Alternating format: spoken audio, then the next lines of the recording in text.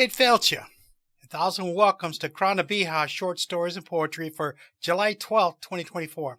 I'm Terrance Ó Domhnaill, your village scéalaí, back again this week with more stories and poems from online authors. I just have 4 short stories and 5 poems this week. I say just because it's quite a load, but they're all very short except for the first one. We have chapter 24, the ongoing story from Beyond the Water Wall, a short story about bureaucracy in the animal kingdom, another short addition to the elementals, which I started a couple months ago, a very short story about two human predators, and Zen poems to help ease the stress of everyone's life a little. So gather around once more and let me read them to you under the shade of the Crann, the tree of life. My first one, as always, up until we end this series here, is from Beyond the Water Wall. This is chapter 24 of 25, The Last Line by Don Woodby, published in the Fiction Writer's Den. Previously, only a few soldiers still separate Mars, Wren, and the others from the water wall. Aegon and his right-hand Reed, who was revealed to be the fisherman's brother, are among them. "How much ammo do you guys still have?" Mars asked. "Not exactly a lot," Spike said. "I can last 1 or 2 volleys." "Me too," the fisherman nodded. 9 in the handgun. Flamethrower's fully out, Wren said. 2 more in the shotgun, Abby said.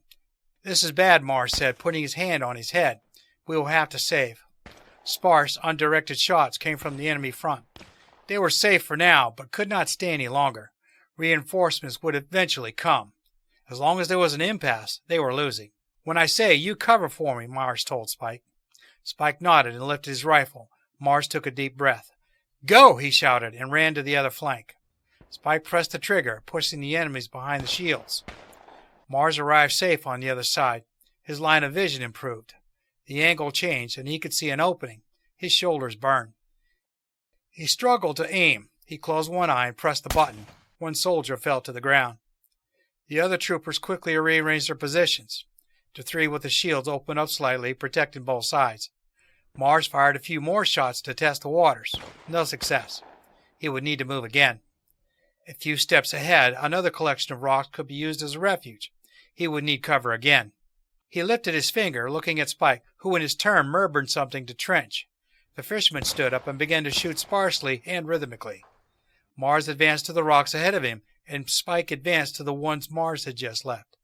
Both girls stayed behind. Wren still held Ares, who growled and wanted to join the action. They repeated the pattern 2 more times. Trench stayed behind since his movement was compromised.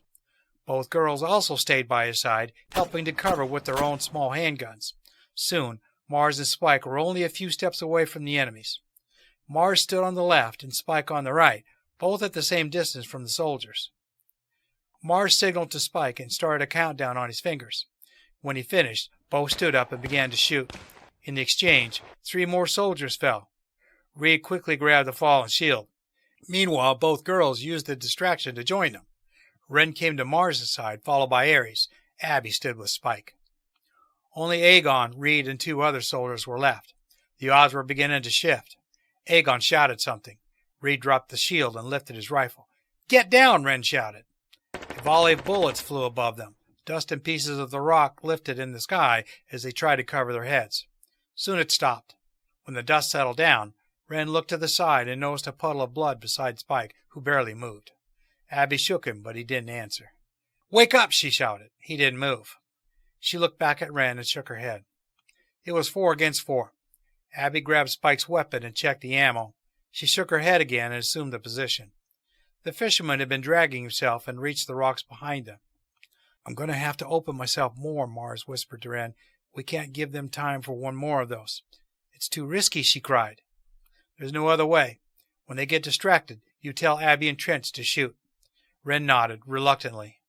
Mars ran in a diagonal to the left and ahead and showered the enemies with bullets. They answered with full force, all 4 aiming at him. 1 of the soldiers fell. Mars jumped to the floor, taking cover behind a tiny pile of wreckages. Aegon and Reed kept shooting at him. As he hit the floor, Wren shouted to Abby and Trench, who, along with Wren, began to shoot, dropping the other soldier. Only Aegon and Reed stood on the other side. Trench wrapped the strap of his rifle around his neck and advanced after them like a man possessed. Abby and Wren followed too. Reed, apparently without ammo, dropped his gun and grabbed a knife from his pocket. Aegon approached Mars and pointed his rifle at him. Mars sat still on the ground. Aegon placed his finger on the trigger and opened his mouth to say something. The words became screams before anyone could hear them. Aerys jumped and carved his teeth on his arm. Aegon managed to shoot once at the wolf, who fell crying and stumbled toward the corner. The fisherman met his brother in the middle. Limping, he held his rifle, swung it, and hit Reed in the face, making him drop his blade. He quickly jumped on top of him, pinning him to the ground, and threw a series of punches at his nose and jaw. Aegon struggled to walk towards Mars as blood dripped from his bitten arm. Mars had been shot on his shoulder, but he only realized it now. Abby and Wren rushed to aid him. One of the soldiers, who they thought dead, crawled and reached for a fallen gun. They immediately jumped on him, both of them together, and wrestled the trooper before he could grab the weapon. Aegon drew a long dart knife as he approached. Mars struggled to stand up and try to adjust his weapon. It had jammed during the shootout, and the only option left was to set it to 3 and fight blade against blade. "Why would you do that to me?" Trent screamed at his brother. Reed choked on his own blood and couldn't answer with more than a few grunts. The fisherman breathed heavily. His punches became weaker and weaker. He rolled out and lay down on his back on the floor. He glanced at his brother, who still lay beside him, bubbles of blood forming on his mouth. "Why would you do that?" Trent repeated, his voice almost a whisper. Wren jumped away from the soldier and reached for the rifle on the floor. She grabbed it, rolling around, and pulled the trigger, aiming at his head. Nothing happened. The soldier managed to free himself, pushing Abby away, and advanced towards Wren. Aegon threw himself on Mars and stabbed him on his left shoulder. Mars tried to roll away, but his opponent's armor was too heavy. He slowly tilted his body, freeing his right arm, still struggling to move it. The soldier hobbled toward Wren. Abby jumped on his back and wrapped her hands around his neck. Wren's eyes skimmed the surroundings and stopped at another soldier's dead body. On his leg, she found a sheathed dark knife. The soldier squeezed Abby's eyes with his thumb and pulled her hair with the other hand, trying to free himself.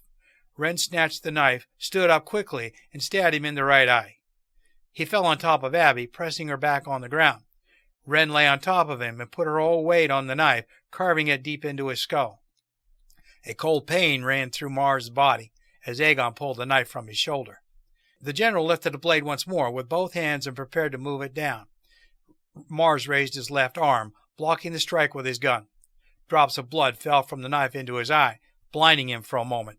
Aegon moved the blade up again and came down with all his weight. Mars blocked it, feeling his shoulder muscles drift apart inside his skin. He was able to move his right arm and place his finger on the button. He set it to 3. A large blade came out of his wrist, puncturing Aegon's left shoulder and forcing him to drop the knife in pain. Mars rolled over him, stood up with his knee on Aegon's stomach, and with no hesitation slit his throat. Wren rushed toward him, and Abby went to Trench. "I can't move," the fisherman said. Mars lay on the floor next to Aegon's lifeless body. Both his shoulders were cut. Wren ripped his shirt out and used it to press his wounds. "What about Spike?" he said faintly. Wren looked to the side and turned back at him again, shaking her head. So my next story is entitled, "I Am Here to See the Old Master," a short story.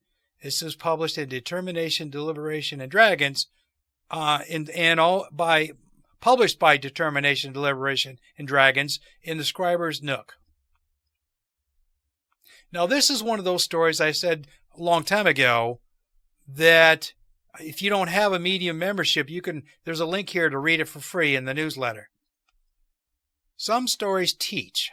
Other stories make us feel. This story, I don't know what's happening here. This is based on a different story I wrote for my older brother as a joke that ended up quite chaotic. This story is similarly chaotic and ridiculous. I hope you enjoy. And, as she says here in the preface, it's humorous, okay? I'll give you that. I'm here to see the old master. The chipmunk didn't look up from their gnarled wooden desk marred by bite marks, but continued writing on the scroll unfurled there. The old master is busy communing with the universe at the top of the mountain. Can I pencil you in for next week? With a swipe of his talons, the hawk tore the scroll to shreds. Its remains floated onto the forest floor and lay there among the leaves. "I don't think you understand me," the hawk said, looming over the chipmunk. "I'm here to see the old master." After writing one last thing on the small strip of remaining scroll, The chipmunk finally looked up at the hawk with disinterested eyes. "Ah, I see. And who, may I ask, would like an audience with the old master?"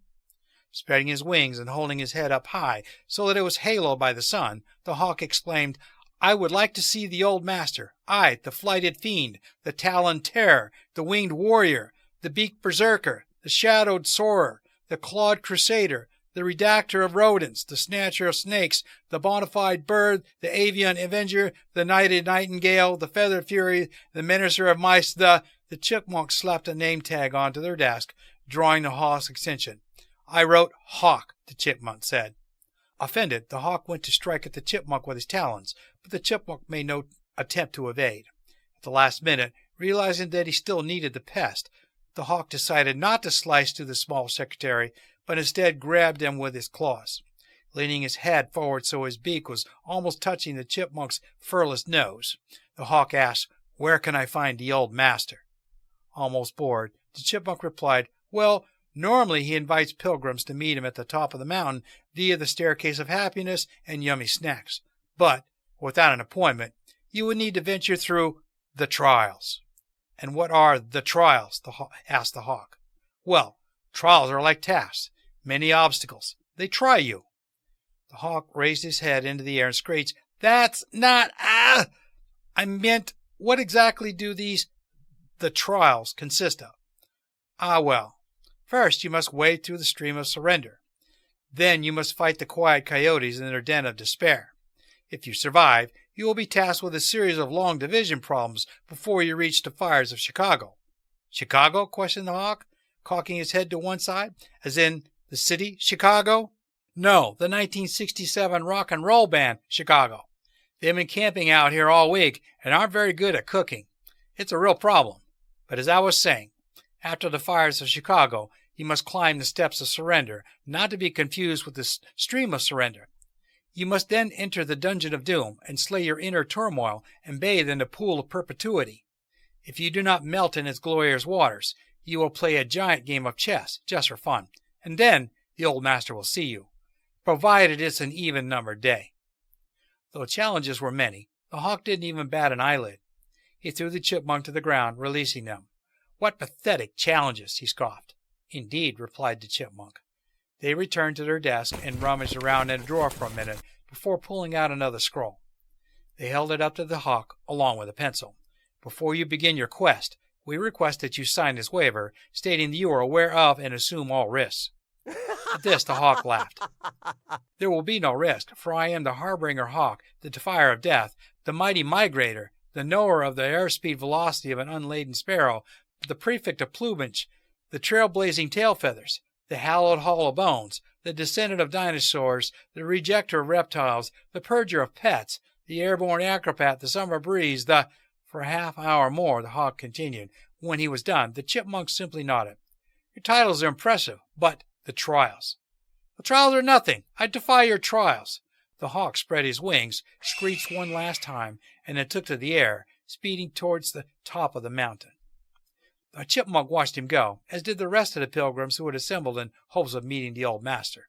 A collective wave of admiration moved through the crowd as the sunlight reflected off the hawk's feathers and the wind carried him up towards the peak beyond the touch of any of the trials. He would meet the old master, the hawk thought. He smiled, allowing himself a rare moment of self-adoration. Only a wingless fool would face the trials. He was no fool. He deserved to get what he wanted. He was. A scaled beast rose in front of the hawk, grabbed him with its front claws. It dragged him down into the forest. Down below, the chipmunk sighed and shook their head. "I forgot about the dragon," they said. They returned to their desk and pulled out another sign-in sheet. Without looking up at the waiting crowd, the chipmunk called, "Next!" So the next story is just a short one, and then I'm going to go on a break. This one is entitled The Last Distraction, The Elementals, Part 6. Ember Doesn't Like Where This Rescue Mission Is Going, by H.R. Parker, published in the Fiction Writer's Den. "Ember, what do the lights mean? Does red mean there's a prisoner inside?" I whispered to Zephyr. I peered down a corridor teeming with ethadroids. "Yes, Ember. He scans the droids. Too many." "How are we supposed to get past them? And which cell is it, Windboy? Cascade cracks, a sarcastic smirk plastered on her face. He's not in a cell. This last extraction is a little different. Zephyr crooks a smile, eyes glowing with mischief. What? I was told this Geo was one of us, a prisoner. He was one of us, Zephyr confirms, but now he's one of them. So apparently it says to be continued, so may there be another one of these short stories here soon. I'll bring it to you as soon as I do. So now I'm going to go on my break, and I will be back in a couple of minutes, and we will finish up the rest of the day's stories and poems. So stand by, and I'll talk to you in a couple of minutes. During this break, I wish to ask for a donation of any amount to help me keep this podcast going. I'm fine with whatever you can afford, using whatever currency you want. I've set up a donation tab on the Crann Stories and Poetry webpage at rss.com and a donation page on my website at www.crannabihah.com using PayPal for your security. Don't worry about the exchange rates, as PayPal takes care of that for us. If you like this podcast, please like, subscribe, and share it with everyone you know in your social circles, as the writers I showcase in this podcast deserve all the exposure they can get. I created this podcast for them because I love to read their work, and I believe it should be shared with the whole world. Now I want to explain how to find my website. Since this show is audio only, just write down the website name from the podcast image showing here. Search for it. Visitors finding the website for the first time will reach the welcome page to learn a little bit about what's inside. You'll see the homepage link at the bottom of the page. Click on it if you wish to enter my world. Once on the homepage, you'll see the menu bar at the top where there are links to the pages in the website. Feel free to look around all you want. If you should happen to buy one of my books, all the better. Thank you for your support.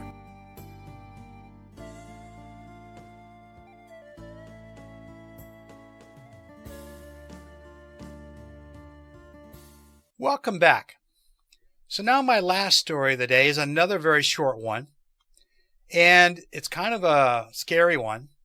It's entitled The Worst Kind of Monster. He Would Have Fooled Anyone Else by Hannah Greer, published in the Fiction Writer's Den. He's the worst kind of monster, the kind that puts things in unsuspecting girls' drinks and drives them out to the middle of the woods where they'll never found. It took me time to track him. Someone like him should look like a monster on the outside, but he looked normal. He would have fooled anyone else. Had already fooled many, but when he brought over a drink, I smelled it. Even though I knew, I pretended I didn't. Until he parked in the woods, looking much more wick, I let my fangs sharpen. Luckily, I could be monstrous too. So now, that was very short and a little scary. Now I'm going to get into the poetry I have for you. And my first one is called Eternal, a poetic conversation of life and death's endless dance by Dr. Jason Benskin, published in Poetry Genius. New life blossoms at the tranquil break of dawn. As twilight descends, shadows lengthen. Every breath is a blessing, and every moment ignites potential. A soft melody whispers with every conclusion. Paths of golden light embrace our dance. Our peace is found in the stillness. The vivid colors of the world come alive in awakening. As life's flame fades, stars shine brighter.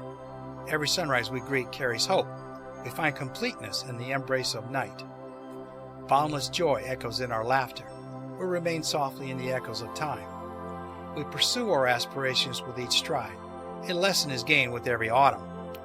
The hearts throb with intense passion, fueled by the flames of life. The soul starts to heal in a state of calmness. Tethered to the ground, yet striving towards heavens above, we discover liberation in the boundless. Hand in hand, we walk together. As we say goodbye, we reunite again. A seamless weave of life and death in the ceaseless rhythm of infinity. My next one is another kind of a Zen poem here. It's called Ode to the Sea, a poem by Catherine Meyerstead and published in Soul magazine. By the sea I find my peace. In its whispers my worries cease. The ocean's song, a lullaby, underneath the vast, endless sky. The sea, a force both calm and strong, in its embrace where I belong, its gentle waves a soothing touch, in its presence I find so much. The tides that ebb, the tides that flow, a timeless dance, a constant glow. Water's life and the love it gives. In every drop my spirit lives. The sea's embrace, a loving hold. Its stories are ancient, yet untold. Powerful energy, pure and free, the ocean's heart beats within me. By the shore I stand in awe, nature's beauty without a flaw. Recharge my soul, renew my mind. In the sea's depths, peace I find. With every wave, with every breeze, the ocean whispers, be at ease. Life's essence in its depths I see, a boundless love eternally. So here I stand, beside the sea, grateful for the gifts it brings to me. A tranquil heart, a spirit bright, the ocean's power, my guiding light. And now my next one, again, all of these are kind of Zen poems. This one's entitled Daydream, a poem by Alan Campbell, published in Imogene's Notebook. My mind likes to wander, puttering in a fertile oasis. I drift, thumbing pictures in my head, pristine blue waters, towering mountains, eddy swirling granite, boulder-filled streams. Gazing upward, I am nestled in a bed of kelp, exhaling bubbles skitter about, arcing to escape liquid confines. Beauty caresses me in my cocoon. Chaos lurks nearby, angling for position, anxious, impatiently waiting, tirelessly demanding. I slide off into an abyss, gliding between vivid and transparent. Past experiences so clear, I am sure I've touched them again. Emotions stir, pure, unrefined emotions, not yet tainted by life.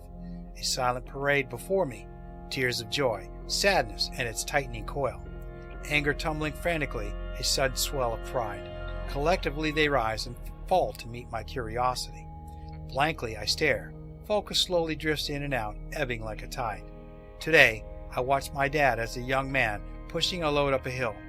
It was just a wheelbarrow, but it was so real I tried to wipe the dirt off.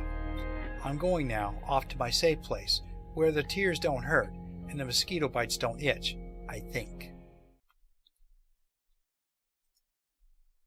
And here's another one. Show Me All the Hidden Stars, a poem about sharing wonder by Ken Martin, published in iPoetry. Walk with me in the deep of night, down to the shore of the shining lake, where the sky is free of forest green, the wind on the skin feels fresh and clean, and the celestial heavens breathe with light. The lapping of dark lake waters, a heron on a late night flight, the marsh alive with sounds of night, we walk through wisp of ether glow, and know this is all that truly matters. Show me all the hidden stars, the pillow clouds where angels play, the vat of blue the sky draws from the passage to the coming day. Be with me always, always stay. My last one is entitled Listen Deeply by Caitlin Johnstone, and this is a Substack poem here that she wrote, and this is what I will close out the day with. Listen deeply to the screaming mothers and the whirring of the drums. Listen deeply to the newsman's lies and the crashing of the bulldozers. Listen deeply to the tanks and missiles as they are rolled into position. Listen deeply to the dying fish and the fruit bats dropping out of the trees from the heat.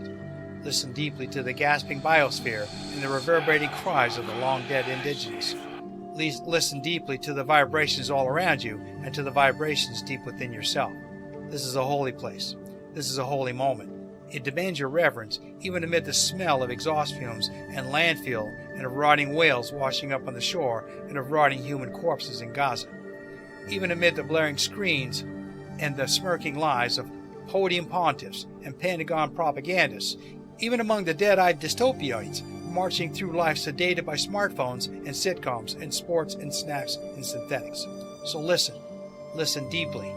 There are messages here, buried in the code, hidden in the metadata, whisperings of something big, something lurking just beyond the chatter, something ancient, yet entirely unanticipated.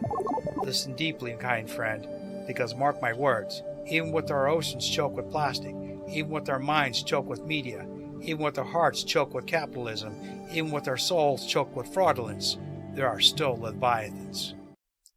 And that's what I have for you this week. I hope you've enjoyed everything I brought to you once again. So with that, I will leave off, and I wish you farewell. Sláinte. Guramahagat. Thank you for listening to the show today. I hope you enjoyed the variety of stories and poems again this week. If you like the show, Please like, subscribe, and reply, as this goes a long way towards reaching more listeners around the world.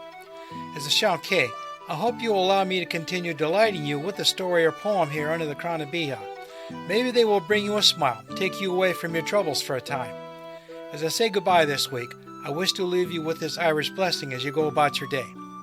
May your path rise up to meet you, and the sun warm your bonnet as you walk down the lane to the pub. May your friends or relations bring you a pint after you retell these stories and poems I give you here. Slán go fóill. Goodbye for now.